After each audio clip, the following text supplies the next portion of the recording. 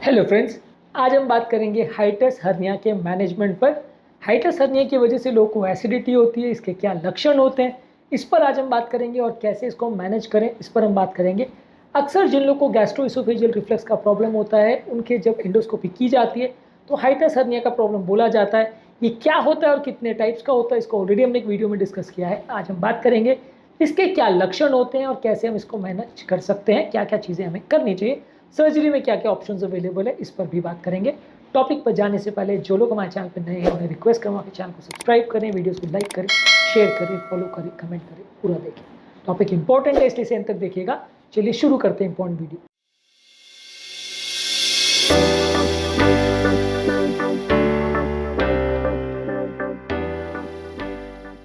सबसे पहले hiatus hernia को कैसे पहचानें। हाइटस हर्निया के अपने आप में कोई लक्षण नहीं होते। अगर आपका स्टमक का कुछ पोर्शन अगर इसोफेगस में चला गया है, बेसिकली इसमें होता ही है कि आपका एब्डोमेन यानी पेट जो है वो दो भागों में डिवाइड होता है। एक तो पेट का पोर्शन होता है एब्डोमेन का, जो डायफ्राम के नीचे होता है, और एक छाती का या थोरैक्स का कैविटी होता है जो कि डायफ्राम के ऊपर होता है। दोनों के बीच में डायफ्राम जो सबसे बड़ी मसल होती है रेस्पिरेशन की, वो उनको सेपरेट करती है। अब अगर किसी व्यक्ति को ये हाइटस हर्निया हो जाता है तो पेट का यानी स्टमक का कुछ पोर्शन, यहाँ पे पेट से हमारा मतलब एब्डोमेन नहीं है, स्टमक का कुछ पोर्शन स्लाइड करके जो है थोरैसिक कैविटी में आता है। नॉर्मली उसको एब्डोमिनल कैविटी में होना चाहिए, अन्नली को वहाँ पे फिक्स होना चाहिए जहाँ पे जंक्शन पॉइंट है। उसके नीचे का पूरा पोर्शन स्टमक होता है, पर स्टमक का कुछ पोर्शन स्लाइड करके थोरैसिक कैविटी में आ जाता है, जिसकी वजह से लोगों का रिफ्लक्स का प्रॉब्लम बढ़ जाता है। इसको हाइटस हर्निया बोलते हैं। ज़्यादातर हाइटस हर्निया है, आपको इसके कोई लक्षण नहीं होंगे, आप इसको बिना टेस्ट के नहीं पता कर सकते। और ये रूटीन आपको कोई टेस्ट से पता नहीं चलेगा, सोनोग्राफी से या अगर किसी का बेरियम स्वॉलो टेस्ट करोगे, सिंपल एक्सरे में नहीं पता चलेगा। बेरियम स्वॉलो टेस्ट में पता चल सकता है, सिंपल एक्सरे में तब पता चलेगा जब बहुत बड़ा स्टमक का पोर्शन अगर कैविटी में ऊपर चला गया और हार्ट को ही शिफ्ट करने लग गया, ऐसा कुछ हुआ तो पता चलेगा, अदरवाइज नहीं पता चलेगा। पर अगर माइनर केस वगैरह है तो आपको एंडोस्कोपी में पता चलेगा, या आपको अगर बेरियम स्वॉलो टेस्ट करते हो तो उसमें पता चल सकता है, या किसी का पेट का सोनोग्राफी कर सकते हो तो उसमें थोड़ा बहुत पता चल सकता है। पर अदरवाइज आपको अगर हाइटस हर्निया है तो वो उतना ज़्यादा पता नहीं चलेगा, कोई डायरेक्ट लक्षण नहीं होते। लोगों को सिंपल रिफ्लेक्स का प्रॉब्लम यानी हार्ट बर्न का प्रॉब्लम होगा, खाना खाने के बाद जलन होगी, खासकर लेटने के बाद या आगे झुकने के बाद, एसिड का रिगर्गिटेशन होगा, एसिड कंटेंट, और खाना बार बार मुंह की तरफ आएगा, खट्टी डकारें आएंगी, खाना निगलने में दिक्कत होगा और खाना अटकेगा, बार बार खाने को नीचे तक पहुँचाने में आपको ज़्यादा मेहनत लगेगी, बार बार छाती में दर्द होगा, और खासकर ये हार्ट के पेन जैसा लगता है। हार्ट का पेन जैसा नहीं होता है, चलने फिरने पर नहीं बढ़ता, लेकिन इसमें डिस्कम्फर्ट आपको ज़रूर होता है।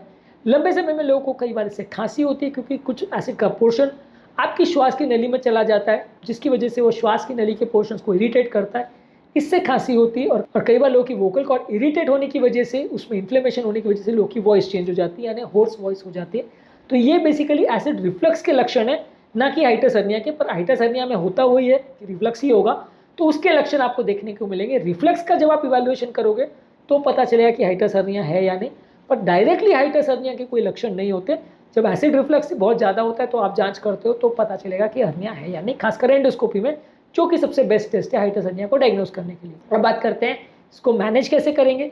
सबसे पहले आप लाइफस्टाइल मॉडिफिकेशन में क्या करोगे, खाने पीने की चेंजेस में जो सारी चीज़ें एसिडिटी को बढ़ाती हैं, जैसे तीखा खाना, तेल वाला खाना, फैटी फूड्स, चाय, कॉफ़ी, चॉकलेट्स और अल्कोहल जो एसिडिटी को बढ़ाती है, ये सारी चीज़ों को आप कम करोगे। ये सारी चीज़ें आपके लोअर इसोफेजियल स्फिंक्टर को रिलैक्स करते हैं, जिससे रिफ्लक्स का प्रॉब्लम बढ़ता है, इनको आप कम करोगे। इसके अलावा थोड़ी मात्रा में खाइए, बार बार खाइए, बहुत ज़्यादा मात्रा में नहीं खाइए, नहीं तो रिफ्लक्स ज़्यादा होगा। यदि किसी का वजन बहुत ज़्यादा है तो वजन कम करना पड़ेगा, क्योंकि वजन ज़्यादा होने से पेट पर प्रेशर होता है, इससे भी आपको हाइटस हर्निया का प्रॉब्लम ज़्यादा होता है। इसके अलावा सोते समय आप जो हेड एंड है बेड का यानी सिराना है, उसको 2-3 ईंट लगा के थोड़ा ऊपर उठा दीजिए, ताकि ग्रेविटेशनल फोर्स की वजह से एसिड कंटेंट ऊपर नहीं आए या पेट का पोर्शन ऊपर नहीं आए, रिफ्लक्स का प्रॉब्लम कम हो जाए। इसके अलावा आप 2-3 तकिए लगा के भी सो सकते हो, हालांकि बेड एंड को एलिवेट करना ज़्यादा अच्छा है एज़ कम्पेयर टू तकिए लगाना। और बहुत ज़्यादा टाइट कपड़े मत पहनिए, आप बहुत ज़्यादा टाइट कपड़े अगर पहनोगे तो भी रिफ्लक्स का प्रॉब्लम ज़्यादा हो। इसके बाद आप लेते हो कुछ मेडिसिन खासकर एसिडिटी को कम करने वाली एंटासिड्स आप लेते हो, ये स्टमक के एसिड को न्यूट्रलाइज करते हैं, तो इससे आपको जलन कम होगी। इसके अलावा एसिड प्रोडक्शन को सप्रेस करने के लिए H2 रिसेप्टर ब्लॉकर्स जैसे रैनिटिडिन और फैमोटिडिन लेते हैं, एंटी हिस्टामिनिक्स होते हैं, इससे एसिड प्रोडक्शन कम होता है। सबसे ज़्यादा जो दवाइयाँ यूज़ होती है वो है प्रोटॉन पंप इनहिबिटर, जो कि सबसे ज़्यादा स्ट्रॉन्ग होती है। इसमें पैंटोप्रिजोल, लैंसोप्रिजोल, ओमिप्रिजोल, इसोमिप्रिजोल, ये सारी दवाइयाँ आती है। ये सारी पेट के एसिड प्रोडक्शन को कम करती हैं और ये ज़्यादा सीवियर केसेस में यूज़ होती है। साइड इफेक्ट्स इसके बहुत ज़्यादा नहीं है, लेकिन लंबे समय तक इसको यूज़ करने से एसिड प्रोडक्शन कम होता है, रिफ्लेक्स का प्रॉब्लम कम होता है। इसके अलावा प्रोकाइनेटिक दवाइयों को यूज़ कर सकते हैं, जो कि आपके लोअर इसोफेजियल स्फिंक्टर की टोन को इम्प्रूव करते हैं और गैस्ट्रिक एम्पटिंग को बढ़ाते हैं, खाने को नीचे की तरफ धक्का देते हैं, जिसकी वजह से भी आपका गैस्ट्रिक एसिड रिफ्लक्स का प्रॉब्लम कुछ हद तक कम होता है। तो ये सारे मेडिसिन का आप प्रयोग कर सकते हो यदि आपको रिफ्लक्स का प्रॉब्लम है तो। सर्जरी की जहाँ तक बात है, इसमें एक सर्जरी आता है निसेंट फंडोप्लिकेशन करके, जिसमें स्टमक के कुछ पोर्शन को और लोअर इसोफेजियल एरिया को आप उसके ऊपर के पार्ट को रैप कर देते हो, बांध देते हो, ताकि एसिड रिफ्लक्स का प्रॉब्लम कम हो। यानी फंडस को आप डुप्लीकेट कर देते हो, इसको फंडोप्लिकेशन बोलते हैं। वहाँ पे एक बैंड लगा के या कोई मसल टिश्यू से उसको बांध देते हो, ताकि जो लोअर इसोफेजियल स्फिंक्टर है उसकी टोन बढ़ जाए और उसका कॉन्ट्रैक्शन बेटर हो जाए।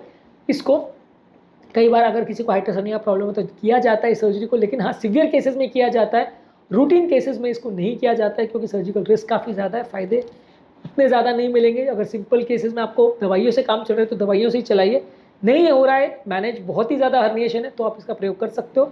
या कि आप हाइड्रोस हर्निया का रिपेयर कर सकते हो, जिसमें स्टमक का जो पोर्शन ऊपर चला गया है उसको आप खींच के नीचे कर दोगे और उस पोर्शन में आप उसको रिपेयर करके जो टोन है उसको इम्प्रूव करोगे, और स्टमक का जो पोर्शन चला गया है उसको नीचे लाने के बाद वापस वो हर्निएट ना हो, इसके लिए आप कुछ स्टेप्स लोगे, तो इसको हाइड्रोस हर्निया रिपेयर सर्जरी बोलते हैं। ये दोनों surgery as a last resort की जाती है, माइनर केस में नहीं की जाती है, सिर्फ और सिर्फ सीवियर केसेस में की जाती है, ताकि पेशेंट का ये हर्निएशन का प्रॉब्लम कम हो जाए, एसिडिटी का प्रॉब्लम कम हो जाए। ये सर्जिकल ऑप्शंस क्या है और इनके क्या क्या सब टाइप्स है, इसको हमने एक अलग वीडियो में डिस्कस किया। इसके डिटेल में जानना चाहें तो देख सकते हैं। उम्मीद करूँगा कि आज के टॉपिक में कुछ नई बातें जानने को मिली होगी। जो लोग हमारे चैनल में नए हैं उन्हें रिक्वेस्ट करूँगा कि चैनल को सब्सक्राइब करें, वीडियोज़ को लाइक करें, शेयर करें, फॉलो करें, कमेंट करें पूरा।